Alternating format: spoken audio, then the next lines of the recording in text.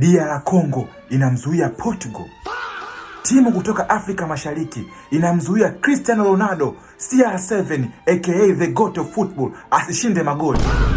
Wala sio kwa mpira mbaya, wala sio kwa mpira kudefend tu peke yake. Kwa mpira mzuri bro, wanafuruliza mbele kwenye goli la Portugal. Wanakuja kama wanacheza bolingo bro. Wakina Yohan Wissa, wakina Wan-Bissaka, yani bro, wakina Masuaku. Yani mwanangu mpaka unajiuliza, hivi ni Congo au France? Hii ni Congo au PSG bro? Yani sio poa. Bakambu pale mbele alikuwa bakagoli bro.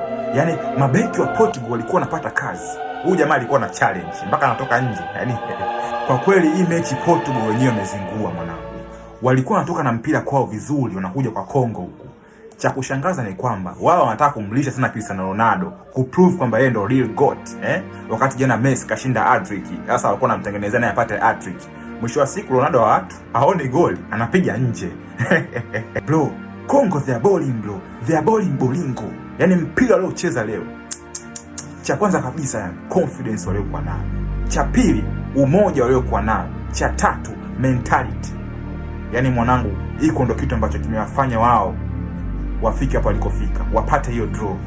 Kwanza walianza kufungwa wao, then wakarudisha. Yani imekuwa bonge moja la comeback kutoka kwa Yohan Wissa. Na wameweza kulinda, wameweza kudominate, wamefanya kila kitu. Kiukweli I'm proud of Congo. Ndo goli lao la kwanza kwenye World Cup. Ndo pointi zao za kwanza kwenye World Cup. Kiukweli for the Wizards sign out. World Cup ni ya moto sana. Let us wait for England.